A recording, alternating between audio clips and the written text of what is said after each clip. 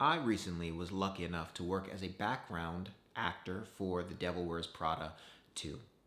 Now, I'm not going to go into any details about the plot, characters, where it was shooting and filming, any of that out of respect for the project, but there are a couple of key lessons that I learned that I want to share with you that will help you enhance your creative career.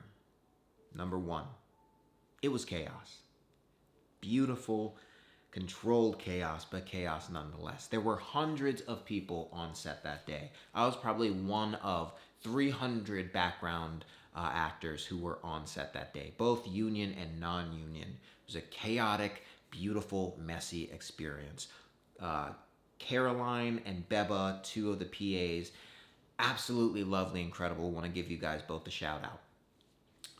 It was an amazing experience getting to go through hair, makeup, wardrobe, seeing how everything is put together at this high of a level. And it taught me one thing that I know that you, if you are anything like I was, are questioning every single day. And that is, are you supposed to just be perfect? What do you need to know just to get to that level?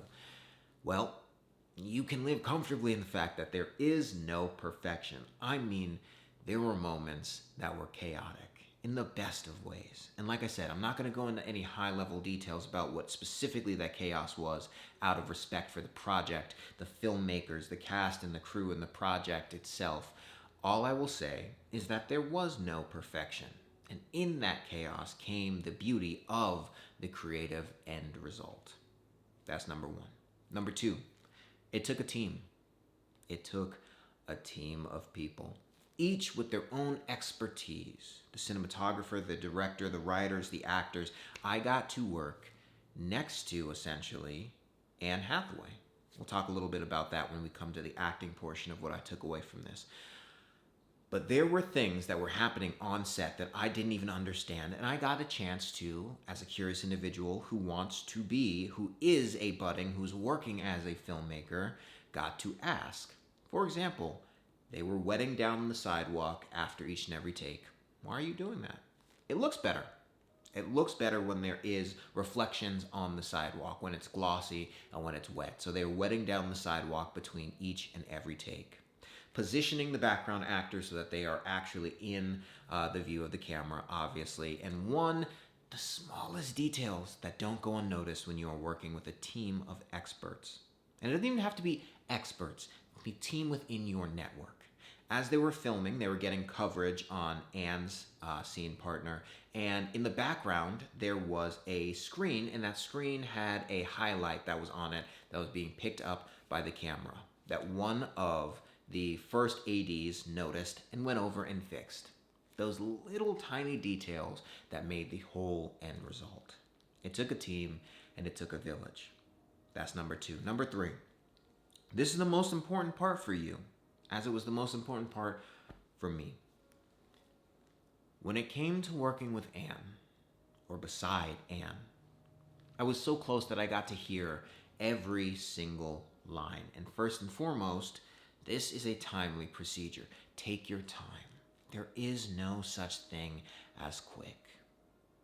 I was in probably the second part of the scene, and there were maybe 30 lines. It took, no kidding, about 5 or 6 hours. About 5 or 6 hours for those lines. So just know, there is no speedy.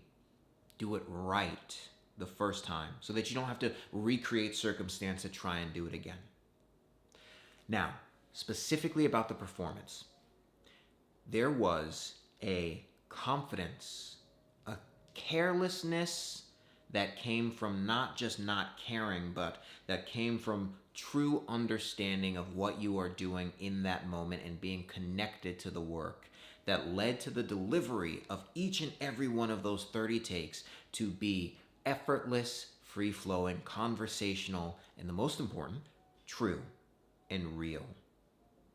One of the hardest things that I had to do and learn as an actor, and something that you might be struggling with, is feeling like we need to do something. We need to be on. We need to give something in order to act. And that's one of the hardest things that I had to combat, and one of the most beautiful things that I learned while being on set and watching Anne work. She was effortless. And it takes work to be effortless, right? It is a simple task, but it is not easy, as you have all of the stress and chaos and you know that the production is riding on you. It's not easy to be effortless. But it comes from being professional, knowing your lines, knowing your work, and having confidence in what you are doing and what you have delivered. Also, having a breadth of a career obviously helps. But it comes from not doubting yourself. There were a couple times when she dropped a line. Tell me if this is true for you. But in a lot of people that I see, that I've worked with, that I work with, what they would do is they would apologize. They would say, oh, I'm sorry, let me try that again. There was none of that. She would simply go back, pick it up, and keep going. Just like that. Because that's a part of the creative process. Living in a moment, chatting, breathing, talking, going through the lines as she was, mistakes will be made. You are human, I am human, we all make mistakes. But it is in the apologizing and we start to feel the cortisol just start to bundle up and we feel the stress and the tension in our chest because, oh no, we made a mistake. What is the director going to think about me? What is the client going to think about me? Am I going to be able to do it? I was supposed to do it perfect. We start to second guess ourselves unnecessarily, and that's what starts to bring about a lot of unnecessary stress. She didn't let any of that happen. She went back and continued on. And it was just as free-flowing and easy. Because that is the job of you and I. The other beautiful thing, other than just that free-flowing, is between the 30 takes of Anne and her scene partner, chef's kiss, absolutely brilliant. I apologize for not knowing your name, for not knowing his name. He was an incredible actor and artist as well. Is that none of the takes were the same, word-wise. The DNA, the structure, the ABC sequencing of all of the takes were the same. But the throughput and the path of how to get there and the emotionality in the delivery of how to get there between Anne and her scene partner changed between each and every take. And that's important because they weren't married to the actual lines, but to the actual DNA and the structure of that one scene. Now, this is vitally important for you to know who the director is, the writer, the genre, the network, and the copy. All of those things dictate whether or not you have to be married to the lines. When I do a piece and it's dubbing, when I do a piece and it's not prelay animation, I need to say the lines exact based on the client. I've done work before where they love my accidental ad-libs, but they say, we can't use it because this is either already subtitled or the client wants the words exactly the way that it's specified. So you need to know all that.